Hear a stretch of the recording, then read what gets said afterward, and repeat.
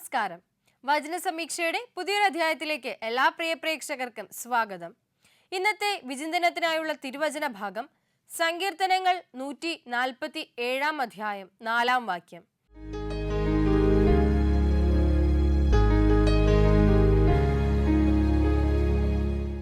അവൻ നക്ഷത്രങ്ങളെ എണ്ണുന്നു, അവയെല്ലാം അവയുടെ പേരുകളാൽ വിളിക്കുന്നു. ഏറ്റവും പ്രിയമുള്ളവരെ, നമുക്കറിയാം ഈശോ നമ്മളെല്ലാവരെയും പേര് ചൊല്ലി വിളിക്കുന്ന നമ്മുടെ പ്രിയപ്പെട്ട അപ്പനാണ്. നക്ഷത്രങ്ങൾ എന്ന് പറയുന്നത് ഈ ആകാശത്ത് നിറഞ്ഞു കിടക്കുന്ന, അല്ലെങ്കിൽ എണ്ണിയാൽ ഒടുങ്ങാത്ത അത്രയും സംഖ്യയിൽ നിരന്നു കിടക്കുന്ന പ്രകൃതിയുടെ തന്നെ അത്ഭുതങ്ങളാണ്. അതേ നക്ഷത്രങ്ങളെയെല്ലാം എണ്ണി തിട്ടപ്പെടുത്തി, അല്ലെങ്കിൽ അവയെല്ലാം അവയുടെ പേരനുസരിച്ച് വിളിക്കുന്ന ഒരു അപ്പൻ എന്നുദ്ദേശിക്കുന്നത് തൻ്റെ സൃഷ്ടികളോട് അത്രത്തോളം കരുതലും വാത്സല്യവും അവരെ അത്രത്തോളം പരിപാലിക്കുകയും ചെയ്യുന്ന സൃഷ്ടാവായ പിതാവിൻ്റെ ഒരു കരുതലാണ്, അല്ലെങ്കിൽ ഒരു അപ്പൻ്റെ സ്നേഹമാണ്. ഇവിടെ ഈ നക്ഷത്രങ്ങളെന്ന് ഉദ്ദേശിക്കുന്നത്, അല്ലെങ്കിൽ അതിനെ പരോക്ഷമായിട്ട് അവതരിപ്പിക്കുന്നത് തൻ്റെ എണ്ണിയാൽ ഒടുങ്ങാത്ത അത്രയും ജനങ്ങളോട്, തൻ്റെ മക്കളോടുള്ള അപ്പൻ്റെ കരുതലാണ്. നമ്മളെ എല്ലാവരെയും പേര് ചൊല്ലി വിളിക്കുവാൻ അവന് സാധിക്കും. നമ്മളെ എല്ലാവരെയും ഓരോ നിമിഷവും നിരീക്ഷിച്ചു കൊണ്ടിരിക്കുവാനും അവന് സാധിക്കും. അങ്ങനെയെങ്കിൽ നമ്മുടെ സൃഷ്ടാവായ ആ പിതാവിനോട് സൃഷ്ടികളായ നമ്മൾ നക്ഷത്രങ്ങൾക്ക് എന്തുമാത്രം സ്നേഹം ഉണ്ടായിരിക്കണം. ആ സ്നേഹം പ്രകടിപ്പിക്കുവാൻ നമുക്ക് സാധിക്കട്ടെ. അവൻ്റെ പരിപാലനയിൽ, അവൻ്റെ സംരക്ഷണത്തിൽ, അവൻ്റെ സ്നേഹത്തിൽ, അവൻ്റെ കരുണയിൽ, അവൻ്റെ കൃപാകടാക്ഷത്തിലൊക്കെയും അലിഞ്ഞു ചേർന്ന് നല്ല നക്ഷത്രങ്ങളെ പോലെ മറ്റുള്ളവർക്ക് ശോഭ പകരുന്ന നക്ഷത്രങ്ങളായി നമുക്കും ജീവിക്കാം. അതിന് ഈ വചനം നമ്മെ സഹായിക്കട്ടെ. വചന സമീക്ഷയുടെ ഈ അധ്യായത്തിലേക്ക് എല്ലാ പ്രേക്ഷകർക്കും ഒരിക്കൽ കൂടി സ്വാഗതം. ഒരിക്കൽ ഒരിടത്ത് ഒരു വലിയ പട്ടണം, അവിടെ ഒരു ധനവാൻ ജീവിച്ചിരുന്നു. അദ്ദേഹമാകട്ടെ ഉത്തമ ഭക്തനാണ്, ധനാഢ്യനാണ്. അതുപോലെ തന്നെ ഒരുപാട് വലിയ വ്യക്തികളുമായിട്ട്, എന്തിനേറെ രാജാക്കന്മാർക്ക് തുല്യമായിട്ടുള്ള വ്യക്തികളോട് പോലും നല്ല സൗഹൃദ ബന്ധം പുലർത്തുന്ന ഒരു വ്യക്തി കൂടെയാണ്. അങ്ങനെ ഇരിക്കെ ആ നാട്ടിലെ പള്ളിപ്പണി, ദേവാലയത്തിൻ്റെ പണി, അതിൻ്റെ ഒരു ഭീമമായിട്ടുള്ള തുക കണ്ടെത്തുവാനായിട്ട് കുറച്ചു പേർ ഇദ്ദേഹത്തെ സമീപിക്കുന്നു. അദ്ദേഹമാകട്ടെ ഉത്തമ ഭക്തനാണ്, അതുപോലെ തന്നെ ഒരുപാട് കാശും കയ്യിലുള്ള വ്യക്തിയാണ്.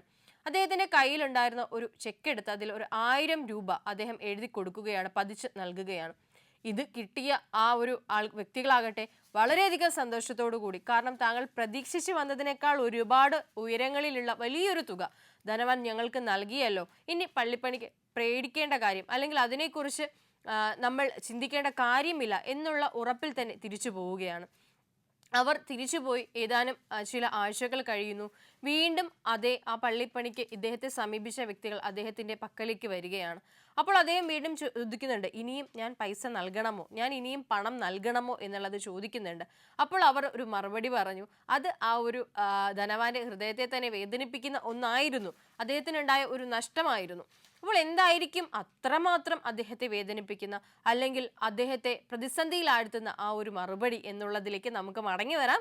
അതിനു മുൻപായി നമ്മുടെ ഇന്നത്തെ ആദ്യത്തെ കോളറിലേക്ക് നമുക്ക് പോയി വരാം. നമസ്കാരം, വചന സമീക്ഷയിലേക്ക് സ്വാഗതം. ആരാണ്?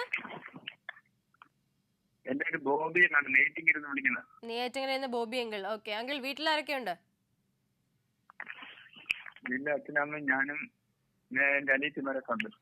ഒരു അനിയത്തി മൈസൂരിലൊരു ഓക്കെ, എല്ലാരും സന്തോഷമായിട്ടിരിക്കുന്നോ? ഓക്കെ, സന്തോഷമായിട്ടിരിക്കുന്നു എല്ലാരും? അങ്ങളെ അറിയാലോ, നമുക്ക് 4 ചോദ്യങ്ങളായിരിക്കും ഉണ്ടാവുക. നമുക്ക് ചോദ്യങ്ങളിലേക്ക് കയറിയാലോ? അപ്പോ ബോബി അങ്കിളിന് വേണ്ടിയിട്ടുള്ള ഒന്നാമത്തെ ചോദ്യം ഇതാണ്: യഹോവ യെഹെസ്കേലിനെ വിളിച്ചത് എങ്ങനെയാണ്? മനുഷ്യപുത്ര നിവർന്നു നിൽക്ക. ശരി ഉത്തരം, കൺഗ്രാറ്റുലേഷൻസ്. അപ്പൊ എങ്ങനെയാണ് വിളിച്ചത്? മനുഷ്യപുത്ര. രണ്ടാമത്തെ ചോദ്യം: യെഹെസ്കേലിനോട് എന്ത് ഭയപ്പെടുകയും ഭ്രമിക്കുകയും ചെയ്യരുതെന്നാണ് യഹോവ പറഞ്ഞത്? നീയോ മനുഷ്യപുത്ര അവരെ പേടിക്കരുത്. പറക്കാരെ മുള്ളും നിന്റെ അരികെ ഉണ്ടായിരുന്നാലും തേളുടെ ഇടയിൽ നീ പാർത്താലും നീ അവരുടെ വാക്ക് പേടിക്കരുത്. ശരി ഉത്തരമാണ്, കൺഗ്രാറ്റുലേഷൻസ്. ഉത്തരം ഇതാണ്: അവരുടെ വാക്കുകൾ, അവരുടെ നോട്ടം. അങ്ങനെ അപ്പോൾ 2 ചോദ്യങ്ങൾക്ക് ശരി ഉത്തരം നൽകിയിട്ടുണ്ട്. അപ്പോ നമുക്ക് നമ്മുടെ പ്രേക്ഷകർക്ക് വേണ്ടിയിട്ട് ഇന്ന് പാട്ട് പാടുവാണോ, എന്താ ചെയ്യുന്നേ? പാട്ട് പാടാൻ വചനം പറയാം. ഓക്കെ, എന്നാ പാട്ട് പാടിക്കോളൂ. ഒരു ശാപവും നിന്നെ തൊടുകയില്ല, ഒരു രോഗവും നിന്നെ തളർത്തുകില്ല. ഒരു ശാപവും നിന്നെ തൊടുകയില്ല, ഒരു രോഗവും നിന്നെ തളർത്തുകില്ല. ഇലയാതിൻ വൈദ്യനവൻ നിനക്കായി അഭിഷേകത്തിൻ തൈല കൂട്ടൊരുക്കും. സൗഖ്യദായകൻ നിന്റെ കരം പിടിക്കും, പുതുശക്തിയാൽ അനുദിനം നിറയ്ക്കും. സൗഖ്യദായകൻ നിന്റെ കരം പിടിക്കും, പുതുശക്തിയാൽ അനുദിനം നിറയ്ക്കും. നന്മ പ്രാപിക്കും, തിന്മ തൊടുകയില്ല, നിന്റെ യാത്രയിൽ ഖേദം വരികയില്ല. നീ ആഗ്രഹിച്ച തുറമുഖമണയും, കൊടും കാറ്റിന് അവൻ ശാന്തമാക്കും. ഹലോ, നന്നായിട്ട് പാടിയിട്ടുണ്ട് കേട്ടോ. അപ്പൊ നമുക്ക് മൂന്നാമത്തെ ചോദ്യത്തിലേക്ക് പോകാം. ചോദ്യം ഇതാണ്: മുൾച്ചെടികളും മുള്ളും നിന്റെ കൂടെ ഉണ്ടായിരുന്നാലും തേളുകളുടെ ഇടയിൽ പാർത്താലും നീ എന്ത് ഭയപ്പെടരുതെന്നാണ് യഹോവ യെഹെസ്കേലിനോട് പറയുന്നത്? ഇതൊക്കെ ഉണ്ടെങ്കിലും നീ ഇത് ഭയപ്പെടരുത് എന്ന് പറയുന്നത് എന്താ? അവരുടെ നോട്ടം കണ്ട് ഭ്രമിക്കരുത്, അവർ കേട്ടാലും കേൾക്കാഞ്ഞാലും നീ എന്റെ വചനങ്ങൾ അവരോട് പ്രസ്താവിക്കുക. അവരെ മഹാമത്സരികളല്ലോ. അതിന് മുന്നേ എന്തെങ്കിലും പറയുന്നുണ്ടോ മുൾച്ചെടികളുടെ ഒക്കെ കാര്യം? പറക്കാരി മുള്ളും നിന്റെ അരികെ ഉണ്ടായിരുന്നാലും തേളുകളുടെ ഇടയിൽ നീ പാർത്താലും നീ അവിടെ വാക്ക് പേടിക്കരുത്. അതെ, അതിന്റെ ഉത്തരം എങ്ങനെയാണ്? ശരി ഉത്തരമാണ് ഇപ്പൊ പറഞ്ഞിരിക്കുന്നത്. കൺഗ്രാറ്റുലേഷൻസ്. ഉത്തരം നമ്മളിങ്ങനെ അത് മാത്രമായിട്ട് എടുക്കുമ്പോൾ ഇങ്ങനെയാണ്: അവരുടെ വാക്കുകൾ. ഇനി നമുക്ക് നാലാമത്തെ ചോദ്യത്തിലേക്ക് പോകുന്നതിന് മുന്നേ അങ്ങനെയാണെങ്കിൽ ഒരു വചനം കൂടെ പറഞ്ഞോളൂ. വചനം ഇതാ ഞാൻ വേഗം വരുന്നു, ഓരോരുത്തരും അവനവന്റെ പ്രവൃത്തിക്ക് തക്കവണ്ണം കൊടുപ്പാൻ പ്രതിഫലം എന്റെ പക്കലുണ്ട്. റഫറൻസോ? ഒരു മിനിറ്റ്. അല്ല സാരല്ല, കുഴപ്പമില്ല. അത് ഇനി ടെൻഷൻ ആവൊന്നും വേണ്ട. വചനം പറഞ്ഞല്ലോ, വചനം മതി നമുക്ക്. ഒന്നുണ്ട്. വെളിപ്പാട് 22:12. നൈസ്. അപ്പൊ നമുക്ക് നാലാമത്തെ ചോദ്യത്തിലേക്ക് പോയാലോ? ചോദ്യം ഇതാണ്: മഹാനിഷേധികളായ അവർ കേൾക്കുകയോ കേൾക്കാതിരിക്കുകയോ ചെയ്യട്ടെ, എന്നാലും യെഹെസ്കേൽ നിർവഹിക്കേണ്ട ദൗത്യം എന്തായിരുന്നു? മനുഷ്യപുത്ര, ഞാൻ നിന്നോട് സംസാരിക്കുന്നത് കേൾക്ക. നീ ആ മത്സരക്കാരൻ പോലെ മത്സരക്കാരനായിരിക്കരുത്. ഞാൻ നിനക്ക് തരുന്നത് നീ തിന്നുക, വായി തുറന്ന് തിന്നുക. ആ ദൗത്യം എന്തായിരുന്നു? ഇതെല്ലാം പറഞ്ഞതല്ലേ, പക്ഷെ ഏൽപ്പിക്കപ്പെട്ട ദൗത്യം എന്തായിരുന്നു?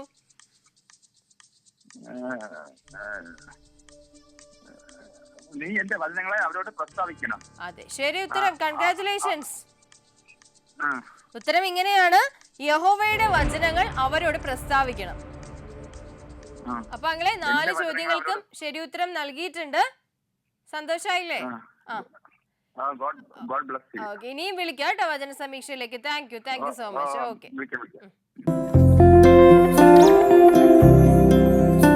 ഇപ്പോ നെയ്യാറ്റിൻകരയിൽ നിന്നുള്ള ബോബിങ്ങളായിരുന്നു നമ്മളോടൊപ്പം കോളിൽ ഉണ്ടായിരുന്നത്. എല്ലാ ചോദ്യങ്ങൾക്കും ശരി ഉത്തരം നൽകി നന്നായിട്ടൊരു പാട്ടൊക്കെ പാടി ഒരു വചനമൊക്കെ നമ്മളുമായിട്ട് പങ്കുവെച്ചു. തീർച്ചയായിട്ടും അങ്കിളിനെയും കുടുംബത്തെയും ഒക്കെ ഓർത്ത് പ്രാർത്ഥിക്കുന്നു. നമുക്ക് നമ്മുടെ കഥയിലേക്ക് മടങ്ങി വന്നാലോ? ആ ധനവാനെ കാത്തിരുന്ന വാർത്ത, അല്ലെങ്കിൽ 2-3 ആഴ്ചകൾ അല്ലെങ്കിൽ ആഴ്ചകൾ പിന്നിടുമ്പോൾ അന്ന് 1000 രൂപയുടെ ചെക്ക് വാങ്ങിക്കൊണ്ട് പോയവർ തിരിച്ച് ആ ചെക്ക് ഇദ്ദേഹത്തിന് തിരികെ കൊണ്ട് നൽകുകയാണ്. അല്ലയോ യജമാനനെ, താങ്കൾ നൽകിയ ഈ ചെക്ക് കൊണ്ട് ഞങ്ങൾക്കിപ്പോൾ യാതൊരു വിധത്തിലുള്ള ഉപകാരമോ ഗുണമോ ഇല്ല.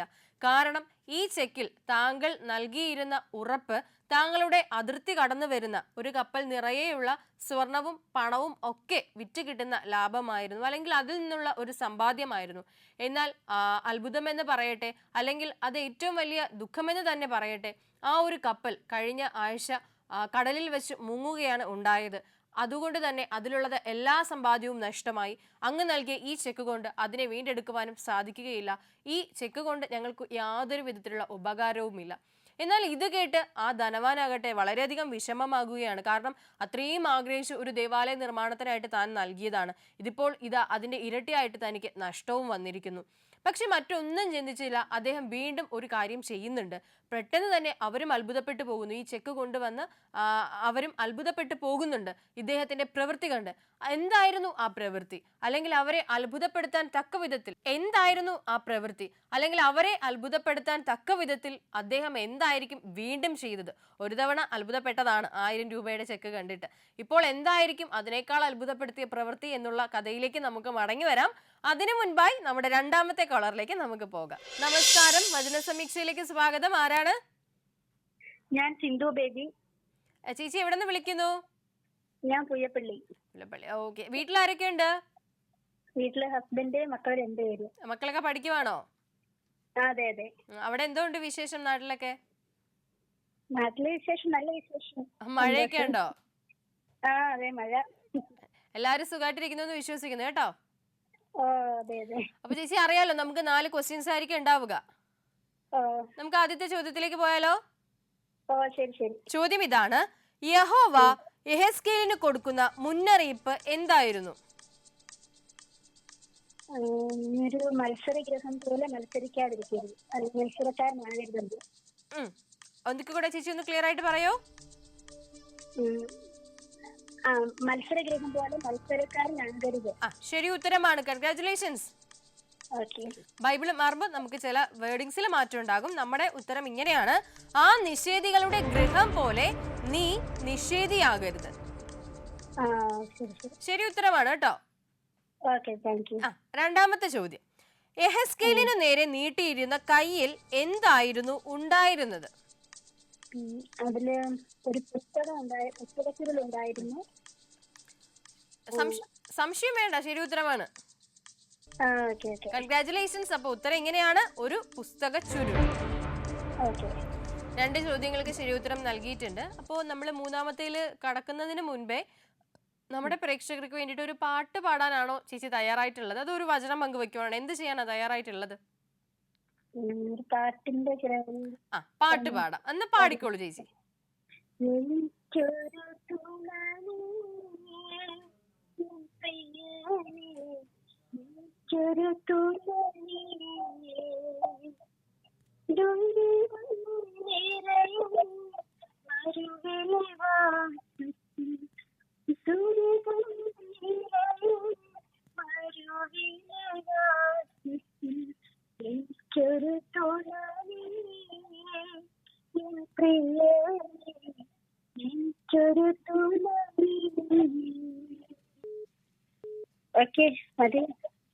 ചേച്ചി പാടി.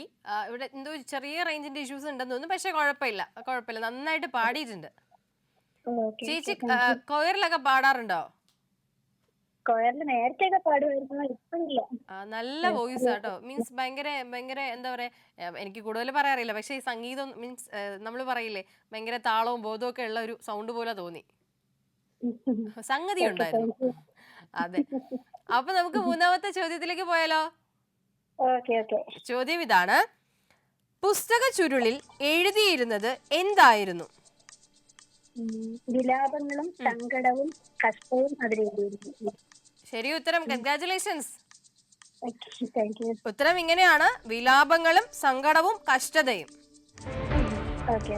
അപ്പൊ ഇനി സംശയമൊന്നും വേണ്ട, എനിക്ക് ഉറപ്പാണ് 4ാമത്തെ ചോദ്യത്തിന് ശരി ഉത്തരം പറയും എന്നുള്ളത്. അങ്ങനെയാണെങ്കിൽ ഞാൻ ചോദിക്കുവാണേ: യെഹെസ്കേലിന്റെ മുൻപിൽ യഹോവ നിർത്തിയ പുസ്തക ചുരുളിൽ എന്തായിരുന്നു ഉണ്ടായിരുന്നത്?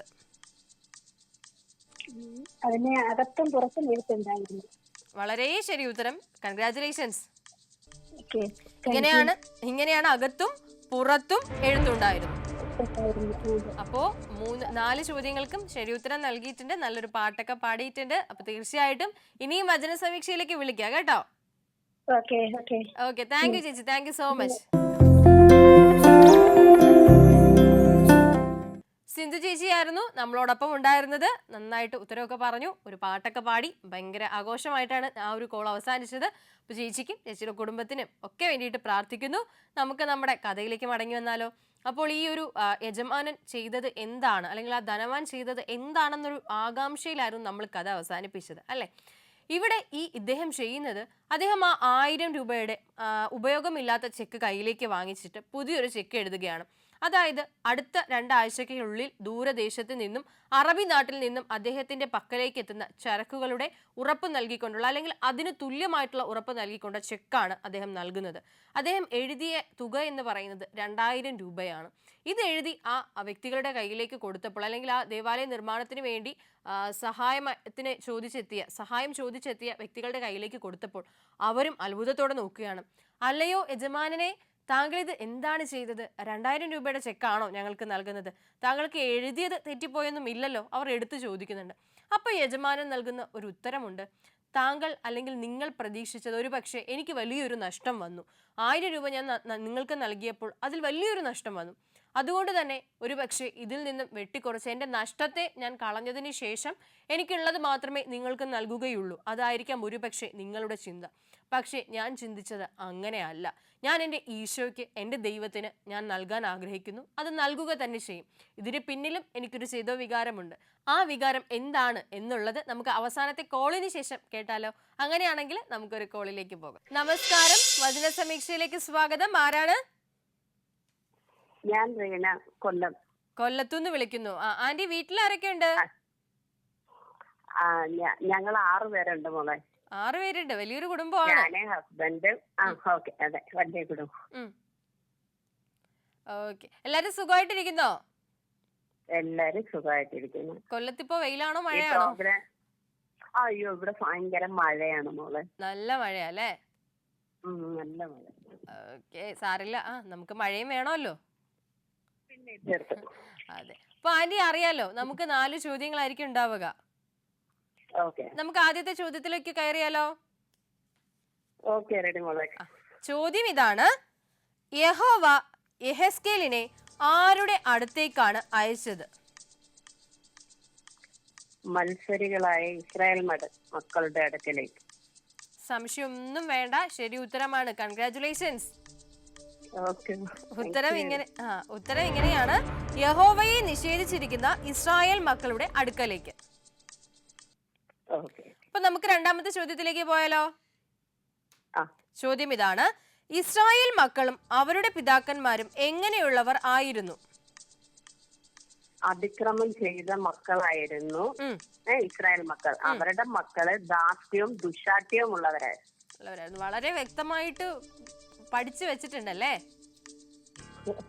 അപ്പൊ അതിന്റെ ഉത്തരം ഇങ്ങനെയാണ്: നിഷേധികളായ ജനത, ഇന്നുവരെ യഹോവയോട് അതിക്രമം ചെയ്തിരിക്കുന്നവർ, അഹങ്കാരവും ദുശാഠ്യവുമുള്ള മക്കൾ. ശരി ഉത്തരം. കൺഗ്രാറ്റുലേഷൻസ്. അപ്പൊ 2 ചോദ്യങ്ങൾക്ക് വളരെ കൃത്യമായിട്ട് ഉത്തരം നൽകിയിട്ടുണ്ട്. നമുക്ക് മൂന്നാമത്തെ ചോദ്യത്തിലേക്ക് പോകാം. പക്ഷെ അതിന് മുൻപായിട്ട്, ഇത്രയും മധുരമുള്ള വോയിസ് ആണല്ലോ, അപ്പൊ ആന്റി പാട്ട് പാടുന്നു, വചനം പറയുന്നു, എന്താ ചെയ്യാ? പാട്ട് പാടിക്കോളൂ. ദൈവം തന്നതല്ലാതൊന്നും ഇല്ല എന്റെ ജീവിതത്തിൽ. ദൈവത്തിന്റെ സ്നേഹം പോലെ മറ്റൊന്നില്ല പാരിടത്തിൽ. ഇന്നോളം ദൈവമേ കാത്തതൊത്തു പോകുക.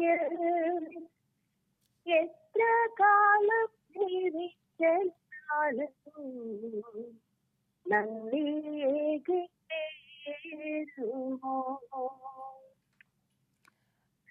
ഹലോ ആന്റി, എന്താ മോളെ? വൈകിട്ട് സന്ധ്യപ്രാർത്ഥനയ്ക്കൊക്കെ ലീഡ് ചെയ്യുന്ന ആന്റി ആണോ? അതെ. അത്രയും ഇങ്ങനെ നീട്ടി അങ്ങ് പോവാ പ്രാർത്ഥന പോലെ. ഓക്കെ ഏട്ടാ, താങ്ക് യു. ഞങ്ങൾ പാട്ട് പാടാൻ പറഞ്ഞപ്പോ തന്നെ പാടിയല്ലോ. Thank you so much. Okay, അപ്പൊ ആന്റി ഒരുപാട് പാട്ടുകൾ ഇനിയും പാടാൻ പറ്റട്ടെ. എന്താ പറയാ, നല്ല അനുഗ്രഹങ്ങൾ ഈശോ തരട്ടെ കേട്ടോ. നമുക്ക് മൂന്നാമത്തെ ചോദ്യത്തിലേക്ക്. അതെ അതെ, എന്തായാലും ആ പ്രാർത്ഥന ഈശോ കേൾക്കും. നമുക്ക് മൂന്നാമത്തെ ചോദ്യത്തിലേക്ക് പോയാലോ? ചോദ്യം ഇതാണ്: യെഹെസ്കേലിനെ യഹോവ ഏൽപ്പിച്ച ദൗത്യം എന്തായിരുന്നു? ഒന്നും കൂടെ പറ മോളെ. യെഹെസ്കേലിനെ യഹോവ ഏൽപ്പിച്ച ദൗത്യം എന്തായിരുന്നു?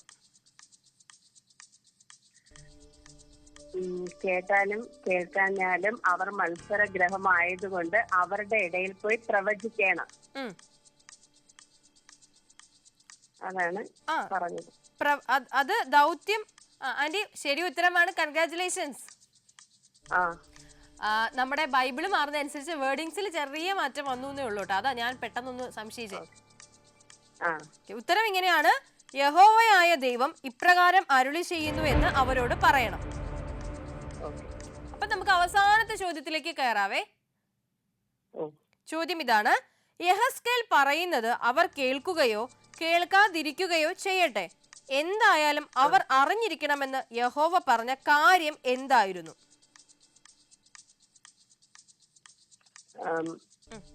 അവർ മത്സരഗ്രഹമാണ്, തങ്ങളുടെ ഇടയിൽ ഒരു പ്രവാചകൻ ഉണ്ടായിരുന്നു എന്ന് അവർ അറിയണം.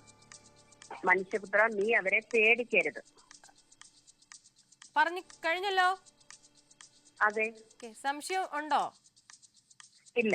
ഇല്ല. ആന്റിക്ക് സംശയം ഇല്ലെങ്കിൽ ഞങ്ങൾക്ക് സംശയമില്ല. അപ്പോൾ ശരി ഉത്തരമാണ്. കൺഗ്രാറ്റുലേഷൻസ്. Thank you. ഉത്തരം ഇങ്ങനെയാണ്: തങ്ങളുടെ ഇടയിൽ ഒരു പ്രവാചകൻ ഉണ്ടായിരുന്നു എന്ന്. അപ്പോ ആന്റി 4 ചോദ്യങ്ങൾക്കും ശരി ഉത്തരം നൽകിയത് കൊണ്ട് വലിയൊരു കൺഗ്രാറ്റുലേഷൻ. സന്തോഷമായല്ലോ. ഇനിയും വിളിക്കാം കേട്ടോ വചന സമീക്ഷയിലേക്ക്. ഞങ്ങൾ വീണ്ടും ശ്രമിക്കാം.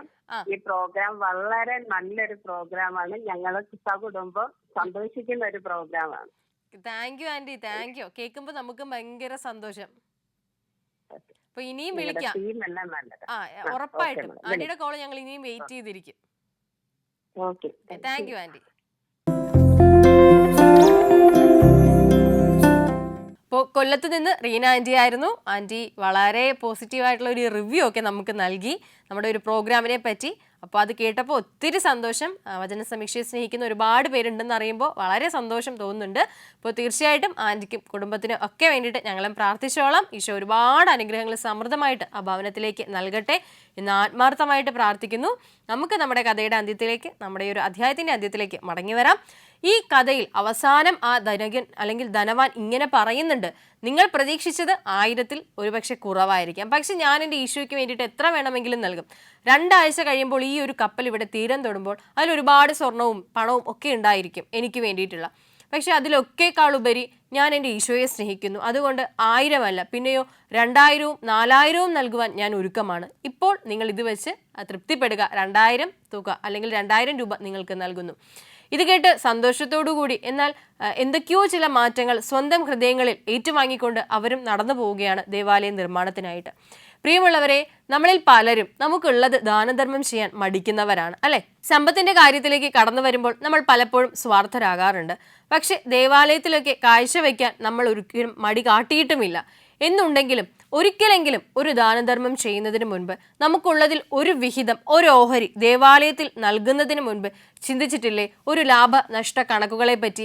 അത് നൽകിയാൽ എനിക്ക് എന്ത് കിട്ടും, അല്ലെങ്കിൽ ഞാനിത് ദേവാലയത്തിലേക്ക് കൊടുത്താൽ എനിക്ക് എന്തായിരിക്കും പ്രതിഫലം കിട്ടുക? ഈശോയെ, ഞാനിത് നിനക്ക് തരാവേ. അല്ലെങ്കിൽ ഒരു പരീക്ഷയുടെ സമയത്താണെങ്കിൽ പോലും നമ്മൾ പറഞ്ഞിട്ടില്ലേ, പരീക്ഷ ഒന്ന് ജയിപ്പിക്കണം, ഞാൻ ഒരു കൂടി മെഴുകുതിരി നേർന്നോളാവേ, ഞാൻ ഇത് നിനക്ക് തരാവേ, ഞാൻ ഇങ്ങനെ ചെയ്യാവേ. ഏറ്റവും പ്രിയമുള്ളവരെ, ഈശോ ഒന്നും പ്രതീക്ഷിച്ചല്ല നമുക്ക് വേണ്ടി നന്മകൾ ചെയ്യുന്നത്. ഈശോ ഒന്നും പ്രതീക്ഷിച്ചല്ല നമ്മെ സ്നേഹിക്കുന്നത്. അതുപോലൊരു സ്നേഹം ഈശോയ്ക്ക് തിരിച്ചു കൊടുക്കാനുണ്ടെങ്കിൽ വേറൊന്നിനും, ഒരു സമ്പത്തിനും അവന്റെ മനസ്സിൽ സ്ഥാനം ഉണ്ടായിരിക്കുകയില്ല.